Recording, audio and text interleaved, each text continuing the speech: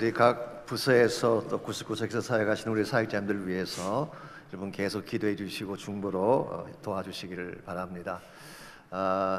우리 새해에는 정말 뉴 프론티어, 우리 구호처럼 사역의 모든 장이 열려지고 새로운 축복이 임하는 그런 한 해가 됐으면 좋겠습니다. 우리 계속해서 월식 과이차 찬양으로 영광 돌려주시겠습니다.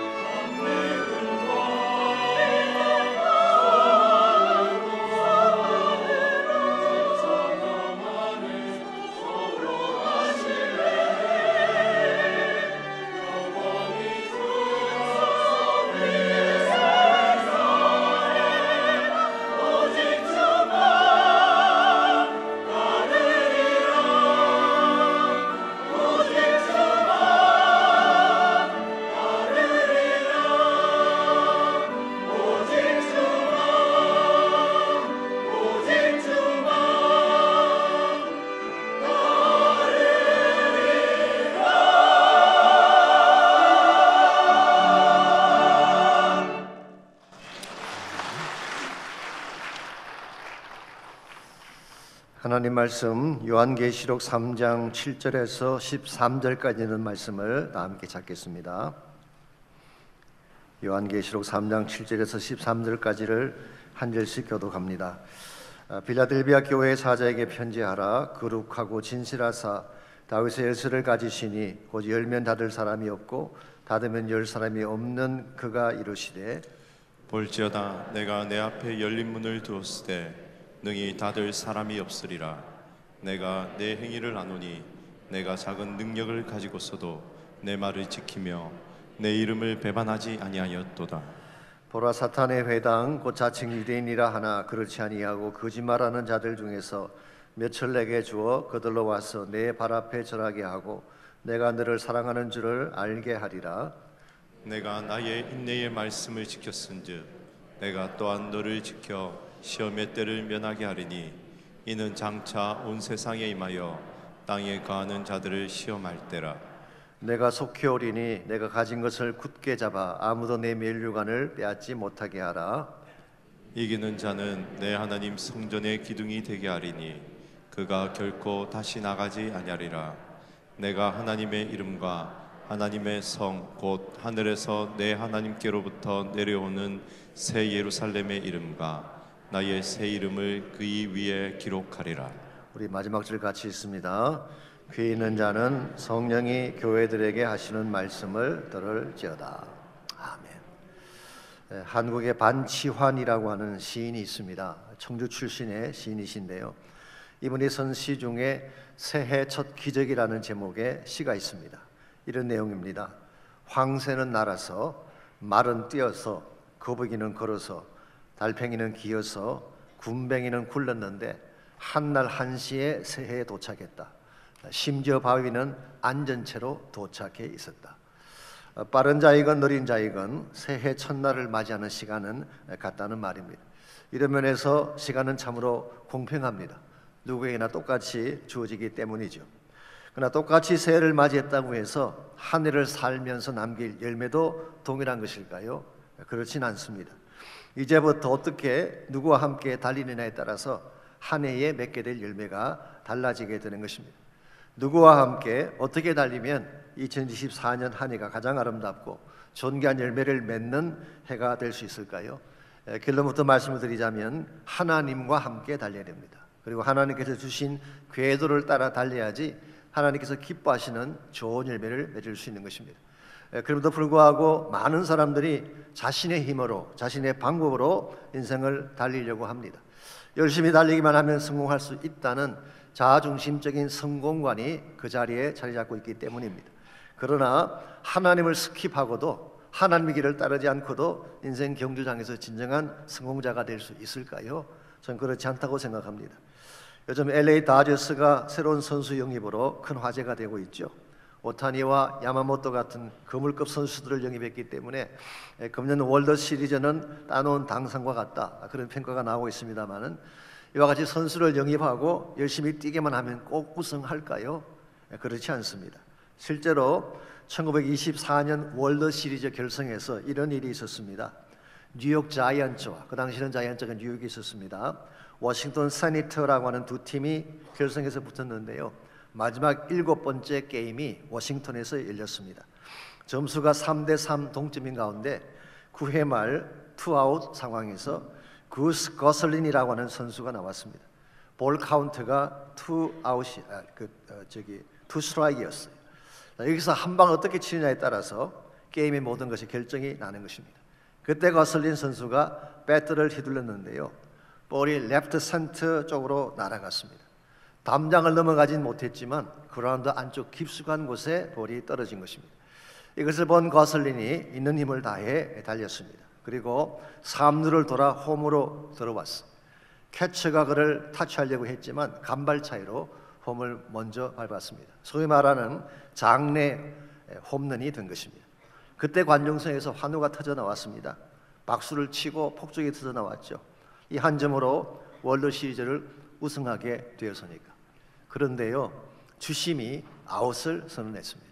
이유가 뭔지 아십니까? 너무 빨리 달려오느라고 1루를 밟지 않고 스킵했기 때문에. 아무리 열심히 잘 달려도 가장 펀더멘탈한 첫 단추를 놓치면 성공할 수 없다고 하는 산 교훈을 남긴 사건이었습니다. 그래서 독일의 시인은 괴테도 이런 말을 한 적이 있지 않습니까? 첫 단추를 잘못 꿰면 나머지 모든 단추가 제자리를 찾지 못한다. 그러면 출발점이 잘못되면 모든 것이 헝클어진다, 그런 뜻이겠죠. 우리 인생도 마찬가지입니다. 인생의 첫 단추가 잘못되게 되면 아무리 노력하고 있어도 다른 모든 것이 다 헝클어지게 되는 것입니다. 그렇다면 인생의 첫 단추가 무엇일까요? 바로 그 첫 단추가 하나님입니다. 그러므로 하나님을 스킵하고는 어떤 인생도 성공자가 될 수 없습니다. 하나님이 알파가 되시고 오메가가 되시기 때문에 우리의 출발도 하나님과 함께 해야 되지만 마지막 결론도 하나님과 함께 들어와야지 인생이 바로 서게 되는 것입니다. 여러분 모두가 2024년도에는 축복된 한 해로 살아가시기를 원합니다. 그렇게 하려면 알파이신 하나님과 동행해야 돼요. 알파이신 하나님과 동행하게 되면 하나님께서 최상의 오메가를 우리에게 주시는 것입니다. 어떻게 하면 여러분과 제가 알파이신 하나님과 함께 한 해를 달려가서 가장 축복된 열매를 맺을 수 있을지 오늘 주신 본문을 가지고 이것을 함께 정리해 보려고 합니다. 오늘 같이 봉독한 본문에 보시면 인생의 알파 되시는 하나님이 우리 삶을 이끄시게 될 때 열린 문의 축복이 주어지게 되고 열린 문의 축복이 주어져야지 인생이 바르게 진행된다는 사실을 오늘 본문이 소개하고 있습니다. 오늘 7절을 보시면은 이 말씀을 받게 될 수신자가 나와 있죠. 그 수신자를 빌라델비아 교회라고 했습니다. 잘 아시는 바처럼 요한계시록은 사도 요한이 밤모섬에 유배간 상황에서 하나님의 계시를 받아 기록한 책이지 않습니까? 요한계시록에는 장차 일어날 주님 오시기 직전과 주님 오실 때 일어날 엄청난 계시가 기록되어 있습니다. 그러나 역사적으로는 소아시아 7교회에 보낸 편지입니다. 빌라델비아 교회는 그 7교회 중에 하나입니다만은 칭찬만 받았던 교회로 소개가 되고 있습니다. 그래서인지 모르지만 이 교회를 향해 주님은 이렇게 선포하고 계십니다. 8절입니다. 볼지어다 내가 내 앞에 열린 문을 두었으되 능히 닫을 사람이 없느니라. 여기 열린 문이라고 하는 것은 막힘이 없이 앞을 향해 전진해 갈 수 있는 축복의 창을 말하는 것입니다. 이 문을 통해 나가게 되면 무한대의 가능성이 펼쳐지죠. 이 문을 통해 나가게 되면 지금까지 보지 못했던 새로운 지경이 열려지게 되는 것입니다. 이런 면에서 여러분과 저에게 열린 문의 축복이 필요한데요, 이 열린 문의 축복을 우리 힘으로 열 수가 있을까요? 우리 힘으로는 절대 열 수가 없습니다. 그래서 7절을 보시게 되면 이 문을 열 수 있는 유일한 분을 소개하고 있습니다. 빌라델비아 교회의 사자에게 편지하라. 거룩하고 진실하사 다윗의 열쇠를 가지시니 곧 열면 닫을 사람이 없고 닫으면 열 사람이 없는 그가 이르시되 그랬어요. 여기 보게 되면 거룩하고 신실하사 다윗의 열쇠를 가지신 분, 이분만이 문을 열 수 있다고 소개하고 있습니다. 거룩하고라고 하는 것은 죄로부터 구별됐다는 뜻이겠죠. He is holy. 죄로부터 구별된 분. 진실하다고 하는 이 말은 거짓이 없고 진리를 향해 사는 사람, 그리고 의로운 길을 걸으시는 분이라는 뜻이겠죠. 세 번째로 다윗의 열쇠를 가졌다. 이 말의 뜻은 다윗 왕조의 키를 가지신 분, 즉 메시아 왕조의 주인이시며 장차 하나님 나라의 키를 가지신 분. 이 세 가지 퀄리피케이션에 해당될 분이 누구일까요? 한 분밖에 없습니다. 예수 그리스도 한 분만이 거룩하시고 진실하시며 다윗의 열쇠를 가지신 분입니다. 이 그리스도가 인류 역사의 키를 가지신 분, 우리 인생의 생사화복을 주관하시는 분이기 때문에 이 주님과 함께 가지 아니하면 어떤 인생도 앞길이 열려지지 않게 되고 성공자가 될 수가 없는 것입니다. 사실 우리가 살고 있는 이 세상에는 자신이 문을 열 수 있다고 주장하는 사람들이 많이 있죠. 그러나 여러분 속으시면 안 됩니다. 근데 정치가가 평화의 문을 열 수 있다 장담하지만 과연 평화의 문을 정치가가 열 수 있을까요?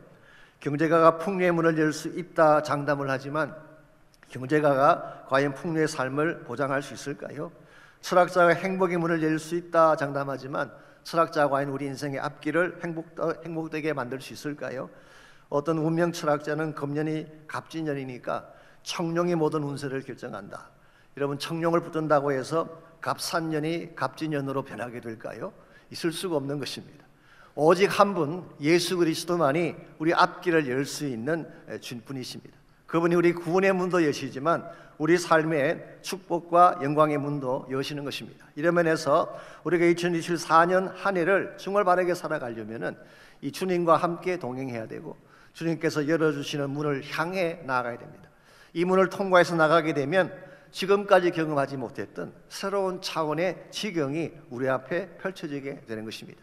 이 새로운 지평을 우리는 영어로 New Frontier라고 표현을 합니다. 아시겠지만 이 용어는 1960년대에 존 F 케네디가 처음 사용했던 용어이죠. 존 F 케네디가 대통령에 입후보했을 때에 서부 개척 정신을 언급하면서, 아시는 대로 서부 개척 정신을 프론티어 정신이라고 그러잖아요. 새로운 지경을 확장해 나가는 그 정신. 그런데 다시 한번 새롭게 지경을 확장해 나가자. 그래서 정한 것이 New Frontier라고 하는 정책을 펼쳤죠. 오늘 본문이 말씀하고 있는 New Frontier는 그런 차원과는 다른 것입니다. 세상의 권세를 확장해가고 세상 문화를 확장해가는 그런 차원의 New Frontier가 아니라 하나님 나라를 확장해가는 New Frontier를 말하는 것입니다. 하나님의 비전을 이루고 선교적 지경을 확장해 나가고 섬김과 사역을 확장해 나가서 하나님께 영광 돌리는 것, 이게 바로 New Frontier라는 것입니다. 그러므로 세상 사람들과 똑같이 여러분과 제가 무조건 세를 확장하고 틀을 넓힌다고 해서 하나님이 기뻐하시는 건 아닙니다. 하나님의 길을 따라 바르게 진행해 갈 때 하나님께서 문을 열어주시고 우리 앞에 사역의 지경도 확장시켜 주시는 것입니다. 어떻게 하면 금년 한 해 동안에 하나님과 함께 열린 문을 통하여 나아가므로 정말 지금까지 경험하지 못했던 새로운 차원의 축복을 경험하고 새로운 사역의 지경을 개척해 나갈 수 있을지, 오늘 본문에 소개된 빌라델비아 교회 케이스를 통해서 열린 문의 축복을 누리는 데 꼭 필요한 세 가지 원리를 함께 정리하려고 합니다. 첫 번째로 열린 문을 통해 새 지경으로 나아가려면 믿음의 순종이 필요합니다. 믿음으로 순종할 때 닫힌 문이 열리게 되고 그때 우리 앞에 새로운 지경이 펼쳐지게 되는 것입니다. 이 빌라델비아라는 이 지역은 사실 주전 약 2세기 중엽에 세워진 국경 도시였습니다.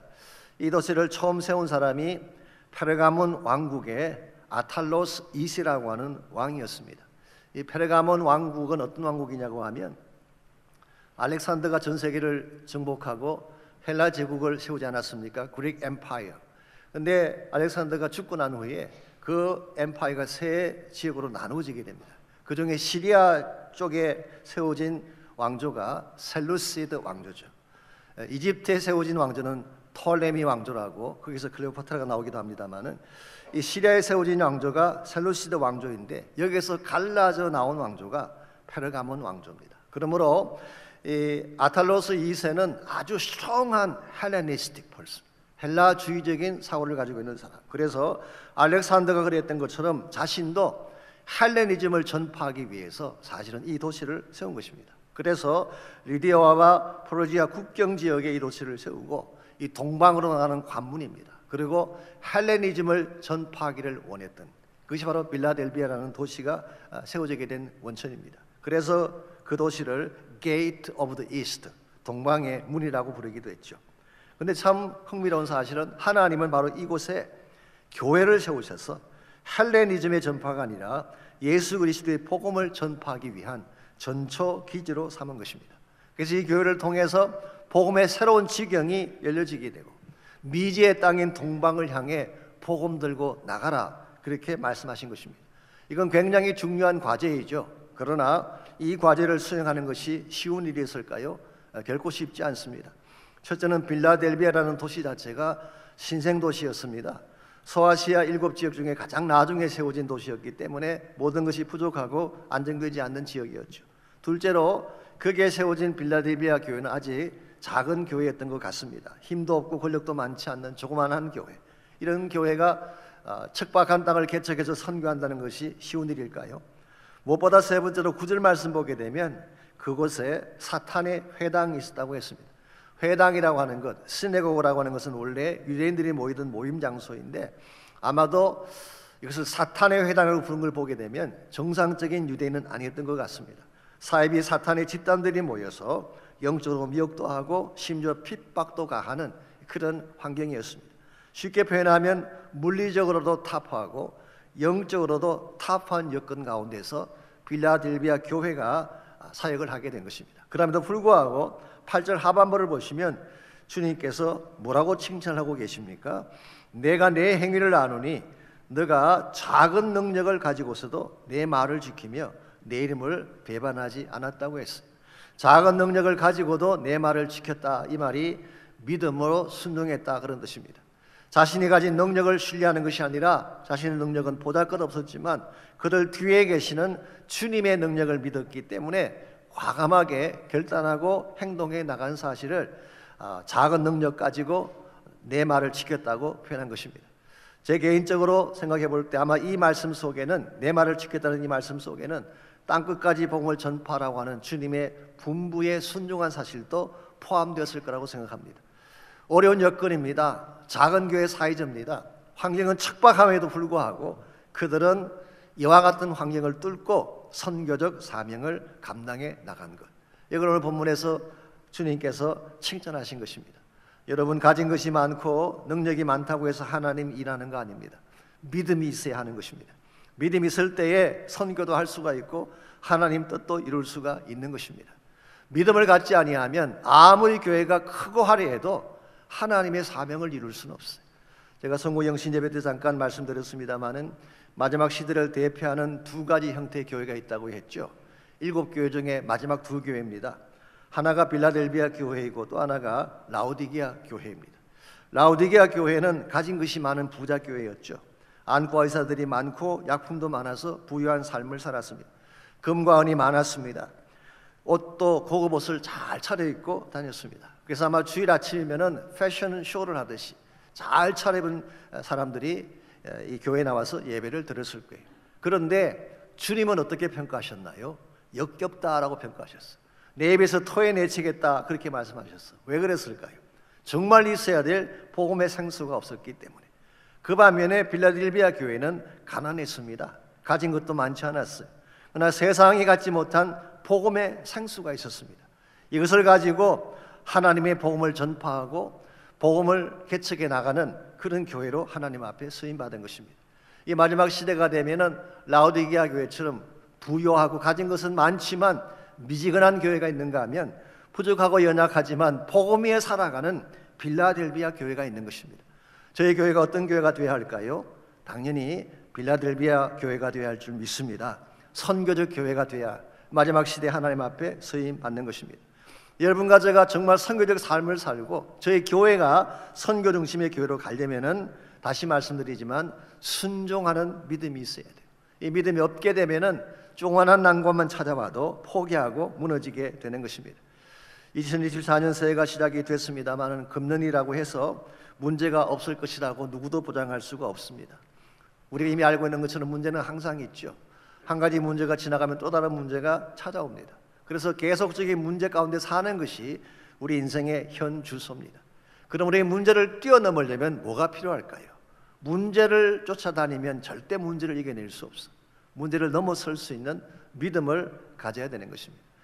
저희들이 오래전에 제가 대학 다닐 때 읽었던 책 중에 그 워치만 리가 쓴 책이 많이 있었어요. 이 워치만 리라고 하는 분은 중국의 부흥사이면서 또 저술가이기도 했죠. 그 당시 권혁봉 교수라고 우리 대전 침신의 교수 한 분이 그 책을 번역을 해주셔서 대학생들이 그 책을 많이 읽고 감동을 받기도 했습니다. 이 워치만 리가 부흥사가 되고 저술가가 되기 전 20대 중반쯤 되었을 때에 중병에 걸려서 사형 선고를 받았던 적이 있다고 합니다. 그는 매일 밤 절망 가운데서 헤매이는 시간을 보내고 있었는데요. 그때 하나님께서 그에게 환상 하나를 보여주셨어요. 혼자서 배를 타고 양자강을 거슬러가는 환상이었습니다. 근데 보니까 강 중간중간에 큰 바위들이 있습니다. 그냥 가게 되면 배가 부딪혀서 파손할 것이 자명했습니다. 그때 워치만 리가 하나님께 간절히 기도했죠. 그랬더니 하나님께서 이런 질문을 던지셨습니다. 내가 지금 너희 앞을 가로막고 있는 바위를 치워줄까? 아니면 물의 수위를 높여줄까? 그때 워치만 리는 물의 높이를 높여달라고 간구를 했습니다. 왜 그랬을까요?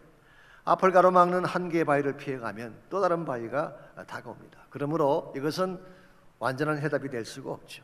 근데 물의 수위를 아예 높여버리게 되면 바위 자체를 배가 지나가니까 문제가 있어도 상관이 없는 것입니다. 나중에 그가 이것이 믿음의 수위를 높여야 산다는 말씀으로 깨닫게 되고 정말 믿음의 수위를 높여서 기도하는 가운데에 질병이 떠나가고 새로운 사역자가 되게 되었다는 간증이 있습니다. 여러분, 문제에 초점 맞추면 우리는 문제를 극복할 수가 없지만 믿음의 수위를 높이게 되면 문제가 아무리 많아도 넘어서서 항해할 수 있게 되는 것입니다. 그러므로 2024년 새해에는 하나님의 권세를 바라보시고 죽은 자도 살리시는 예수 그리스도의 능력을 부여잡고 문제를 넘어서서 앞길을 향해 항해할 수 있는 이런 모두가 되시기를 바랍니다. 두 번째로 일문을 통해 새 지기로 나가려면 보호의 손길이 필요합니다.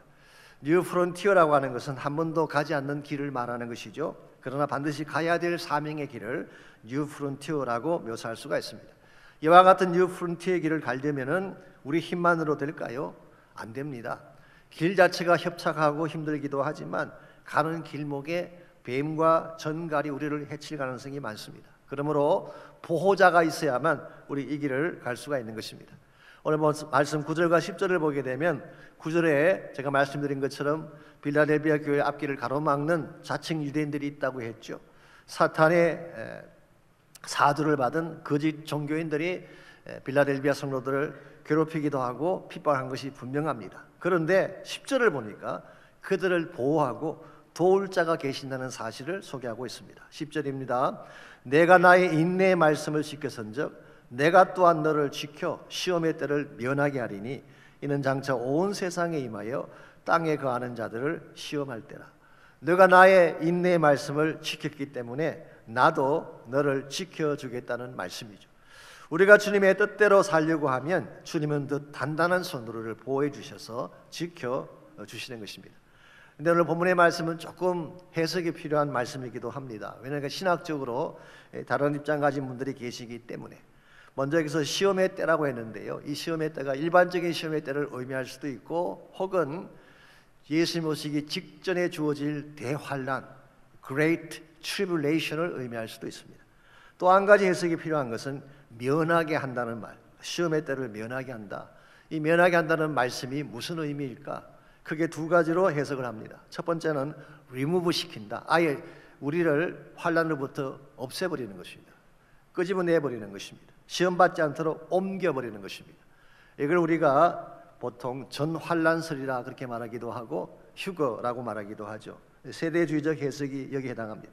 그 반면에 여기서 시험이라고 하는 것은 일반적인 시험을 포함해서 마지막 날 주어지게 될 시험까지 다 합친 것이라고 해석을 하고, 시험이 올지라도 시험을 당할지라도 하나님께서 지켜주신다, 하나님께서 막아주신다, 그렇게 해석하는 방법이 있습니다.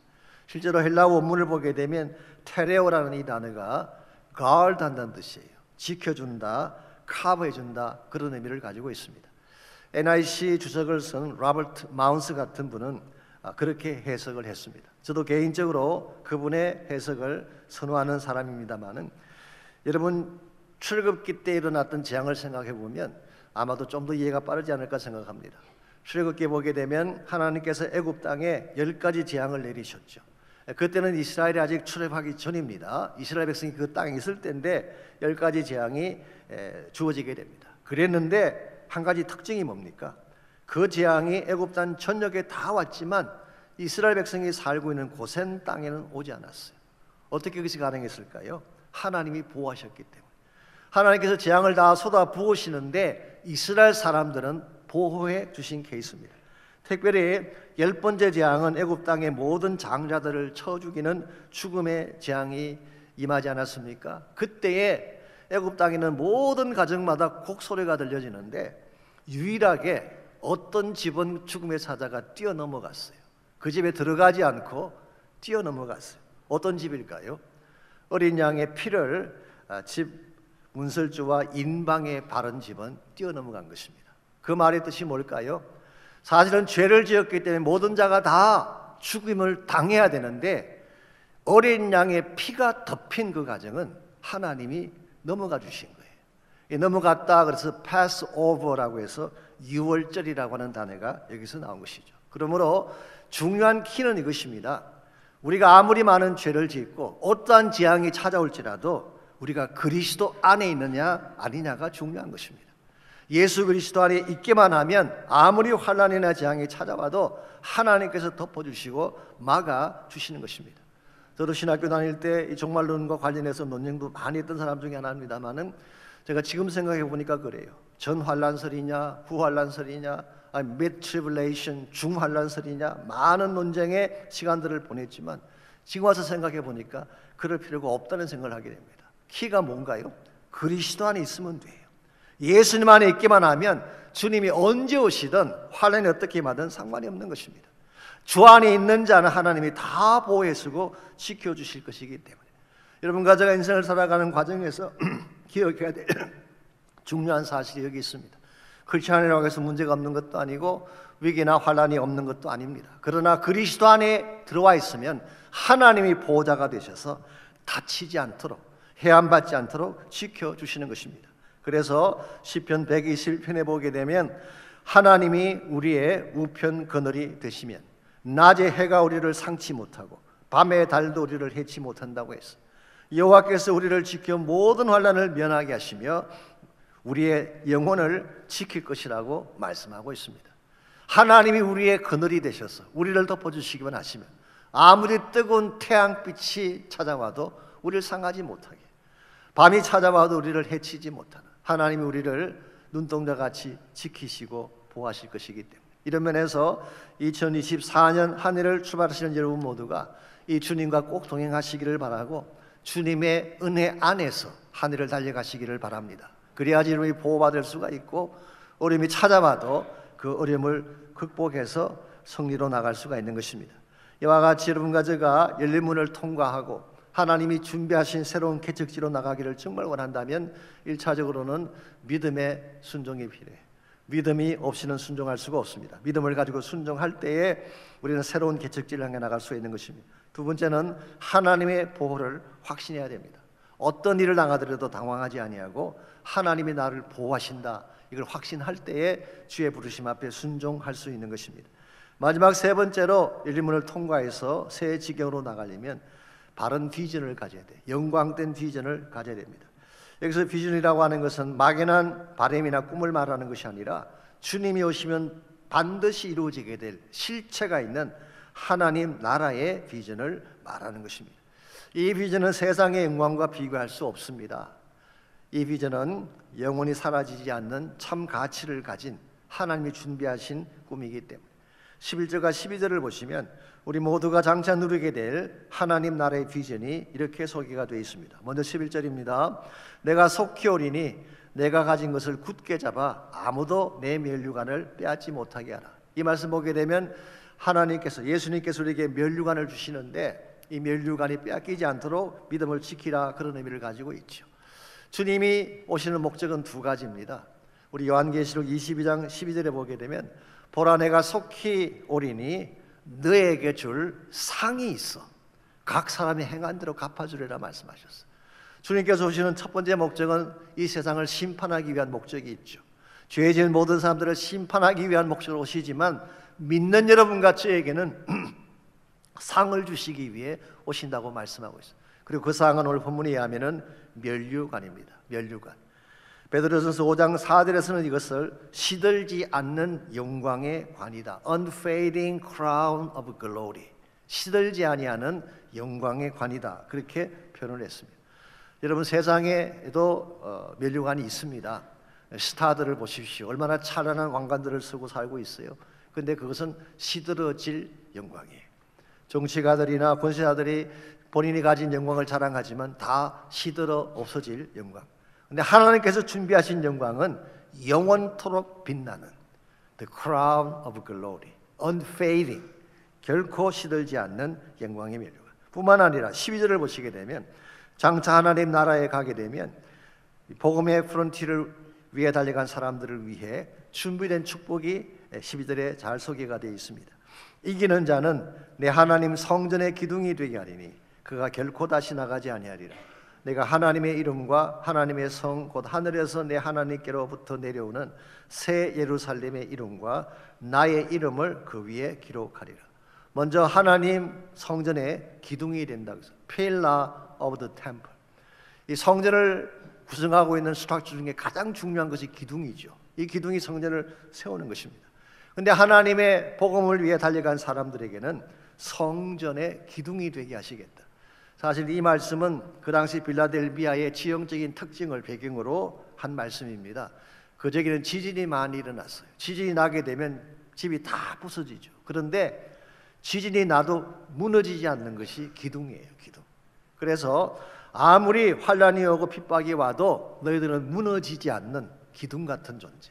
그것도 성전을 떠받치는 기둥. 얼마나 영광된 그런 모습이에요. 신학성경에 보시게 되면요, 예루살렘 교회의 핵심 리더였던 베드로, 요한, 야고보를 뭐라고 불렀어요? 교회의 기둥이라고 했죠. Pillar of the Church. 이 교회를 받들어가고 있는, 그리고 모든 자가 다 떠나가도 끝까지 남아서 교회를 지킬 주역, 그렇게 표현했습니다. 저는 여러분 모두가 하나님 나라의 주역이 됐으면 좋겠어요. 필라가 됐으면 좋겠어요. 그래서 모든 자들이 다 흩어지고 깨어져도 끝까지 남아서 하나님의 성전을 세워갈 수 있는 사람, 이게 진짜 존귀한 인생이죠. 그런데 하나님께서는 이 성전 기둥 위에 세 가지 이름을 새겨주시겠다고 말씀하셨어요.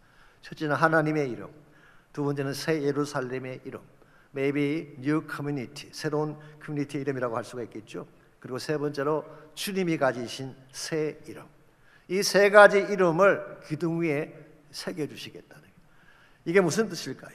하나님께서 영원토록 자신의 소유로 삼으시겠다, 그런 뜻입니다. 하나님의 이름을 새겨주심으로 누구도 빼앗아가지 못할 영원한 하나님의 소유가 되게 하시는, You are my treasure, 너는 보석 같은 존재다 라고 하는 표현과 같은 것입니다. 여러분과 제가 하나님 나라에 가게 되면 하나님 나라의 보석 같은 존재가 되어서, 하나님의 이름이 새겨진 존재가 되어서 하나님과 함께 영원토록 찬양하며 주의 영광을 위해 살아가는, 이것이 우리 모두가 마음에 품어야 될 참된 비전이다, 그 말이에요. 이 비전이 분명한 사람은 이 땅을 살아가는 과정에서 어려운 일 당해도 그것 때문에 낙심하지 않습니다. 나에겐 더 큰 차원의 비전이 있으니까. 선교하시는 분들이 선교제 가셔서 고생하시지 않습니까?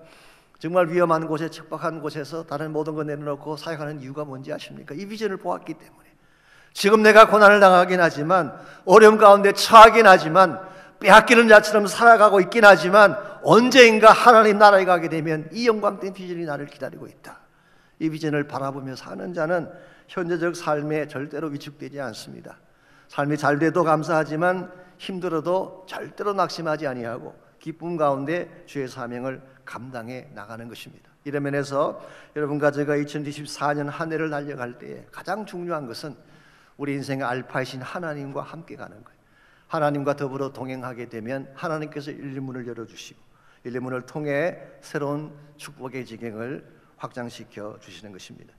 제가 지난번 가을학기 제자훈련 때 전체 모임에서 잠깐 소개했던 이야기입니다만, 얼마 전에 필라델피아에서, 이건 이 본문에 나오는 필라델피아가 아니고 진짜 우리 동부에는 필라델피아입니다. 필라델피아의 시내 한복판에 애플 매장에 수십 명의 강도떼들이 들어와서 그 진열되는 전화기를 다 훔쳐서 달아나는 사건이 있었어요. 아시죠? 요즘 대도시의 안전이 악화가 되면서 우리 LA 지역에서도 이런 일이 많이 벌어지지 않았습니까? 그런데 한 가지 재미있는 일이 있습니다. 이 일이 있고 난 후로 애플 매장이 털리는 일이 없어졌대요. 이유가 무엇인지 아십니까?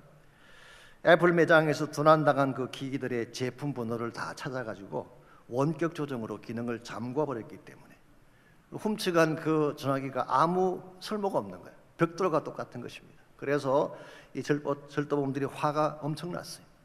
절도죄로 잡힐 각오로 매장에서 훔쳐온 전화기인데 설 수도 없고 팔 수도 없게 되니까 얼마나 화가 났겠어요. 그래서 절도범들이 이 전화기를 바닥에 내팽개치는 이 장면이 영상에 담겨서 소셜미디어를 통해 다 퍼진 것입니다. 그래서 애플은 가져와야 소용이 없다.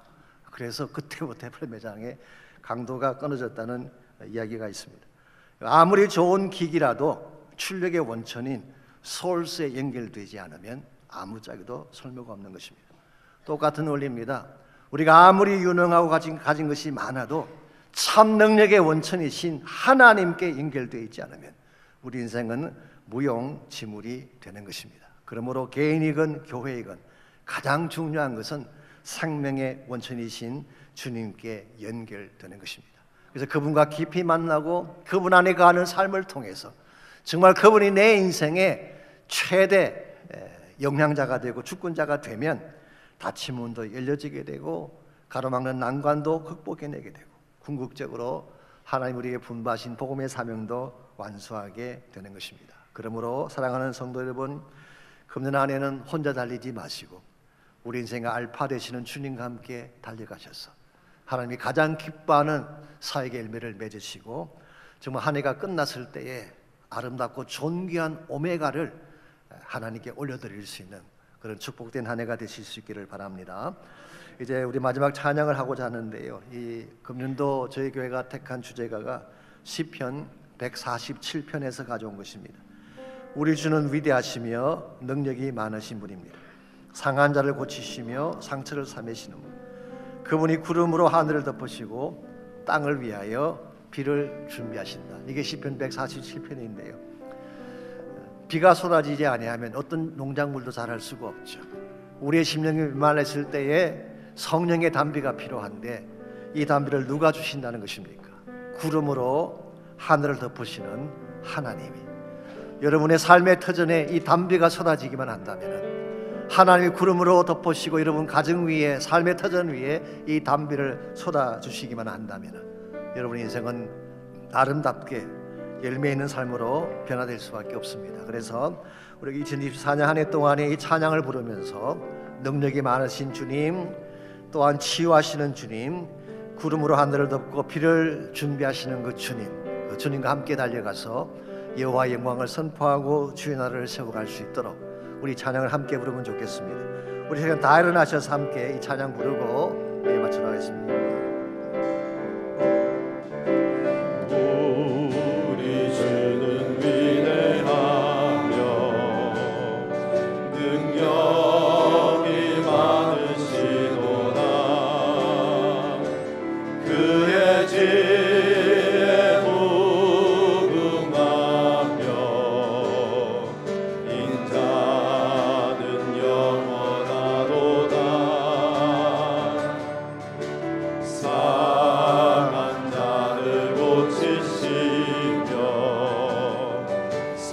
상처를 싸매시도다.